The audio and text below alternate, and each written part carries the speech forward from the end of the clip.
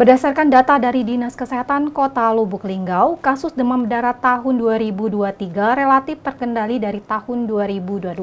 Tahun sebelumnya mencapai 261 kasus, menurun menjadi 106 kasus. Demam berdarah dengue adalah bentuk demam berdarah yang dapat mengancam jiwa. Demam berdarah adalah penyakit infeksi oleh virus dengue yang ditularkan melalui gigitan nyamuk Aedes aegypti.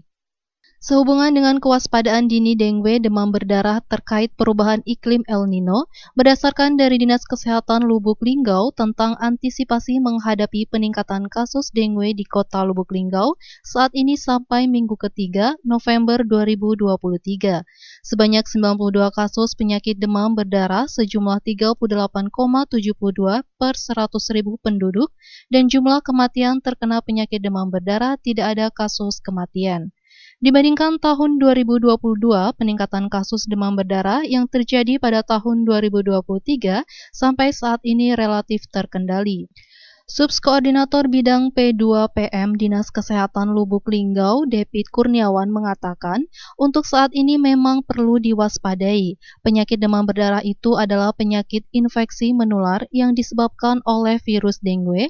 Untuk gejala terkena penyakit demam berdarah sendiri biasanya demam, pusing, mual, dan muntah. Maka dari itu harus ditangani lebih cepat. Untuk pencegahan penyakit demam berdarah ini, kita harus menerapkan pemberantasan sarang nyamuk dengan menguras, menutup, dan mendaur ulang. Kami juga dari Dinas Kesehatan sudah melakukan surat antisipasi menghadapi peningkatan kasus demam berdarah yang sudah kita berikan kepada puskesmas terkait untuk ditindaklanjuti. Perlu diwaspadai ya, penyakit demam berdarah itu adalah penyakit infeksi menular yang disebabkan oleh virus dengue yang berasal dari nyamuk Aedes aegypti. Itu bisa menularkan ke kita selaku manusia yang rentan di musim penghujan seperti ini. Dan salah satu mungkin dari banyak penyebab yang ada karena faktor dari kebersihan kita sendiri, itu kan ada gimana ada genangan jentik air di situ yang perlu kita perhatikan supaya tidak terjadi tumbuhnya nyamuk Aedes aegypti. Kalau untuk gejala penyakit itu gimana?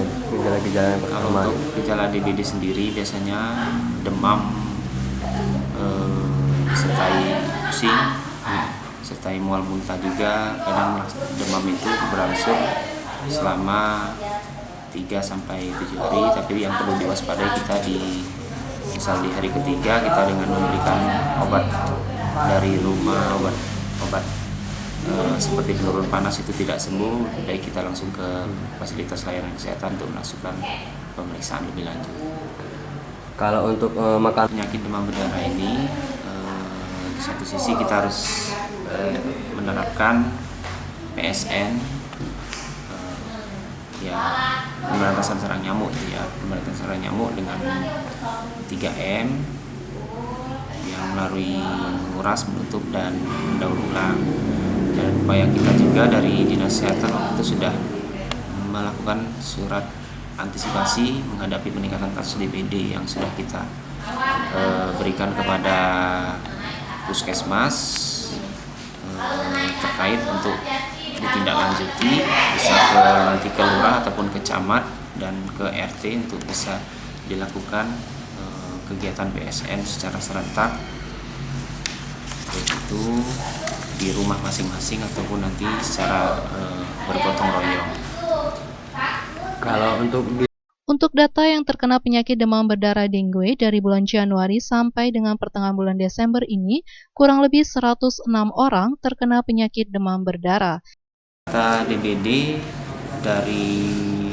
kalau dari Januari sampai dengan Desember ini, pertengahan Desember ini, kita kurang lebih ada sekitar 106 ya, 106. Untuk yang di bulan tertinggi itu di awal bulan waktu itu, bulan Januari ada 20 kasus, Februari 14, terus Maret ada 14, April 13, Mei turun itu ada 3, selanjutnya Juni ada 2, Juli ada 4, terus Agustus 4.